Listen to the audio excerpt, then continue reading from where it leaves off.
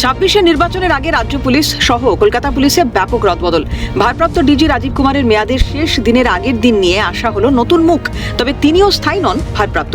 রাজ্য পুলিশের নয়া ভারপ্রাপ্ত ডিজির দায়িত্ব পেলেন পীযূষ পান্ডে। তিনি ডিরেক্টর অফ সিকিউরিটির পদে ছিলেন। পরিবর্তন করা হয়েছে কলকাতার পুলিশ কমিশনারকে। মনোজ ভার্মার জায়গা নিয়েছেন আইপিএস সুপ্রতিম সরকার। শহরের রক্ষাকর্তা এখন তিনি। অন্যদিকে মনোজ ভার্মাকে দেওয়া হয়েছে ডিরেক্টর অফ সিকিউরিটির পদ। এবার থেকে মুখ্যমন্ত্রী সহ অন্যান্য ভিভিআইপিদের নিরাপত্তার দায়িত্ব তার কাঁধেই থাকবে।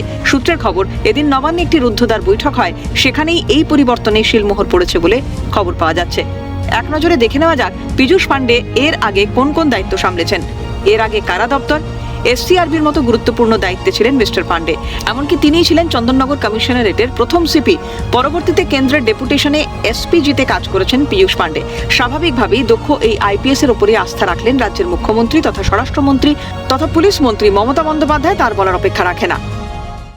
আমি জয়েন করেছি আজকে, আর এখানে আমার সব সহকর্মীবৃন্দ আছে, আর আমরা একটা টিমের হিসাবে কাজ করব। এখানে আপনাদের পাবলিকের জন্য আমরা আছি, পাবলিকের পুরো সহযোগিতা নিয়ে আমরা যেন প্রপার পুলিশিং করতে পারি, যেরকম আছে ওটাকে আমরা এগিয়ে নিয়ে যাব, এটাই।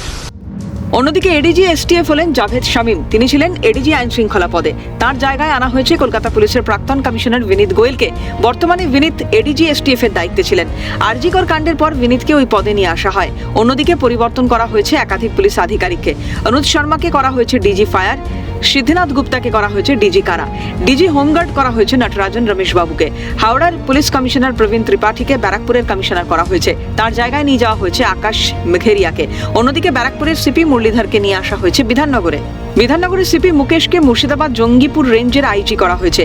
চন্দননগর পুলিশ কমিশনারেটের সিপি অমিত পি জওয়ালেগিকে নিয়ে যাওয়া হয়েছে বর্ধমান রেঞ্জের আইজি করে। তার জায়গায় নিয়ে আসা হয়েছে সুন্দরবন পুলিশ জেলার সুপার কোটেশ্বর রাওকে। অলোক রাজুরিয়াকে ডিআইজি ট্রাফিক থেকে নিয়ে যাওয়া হয়েছে বারাসাতের ডিআইজি করে। বারাসাতের ডিআইজি ভাস্কর মুখোপাধ্যায়কে প্রেসিডেন্সি রেঞ্জের ডিআইজি করা হয়েছে। সব মিলিয়ে ভোটমুখী বঙ্গে পুলিশ কর্তাদেরই রদবদল বিশেষ ইঙ্গিতপূর্ণ বলে ধারণা বিশেষজ্ঞ মহলের। অভিরূপা সাহা ও খালিদ জামালের রিপোর্ট, ক্যালকাটা নিউজ।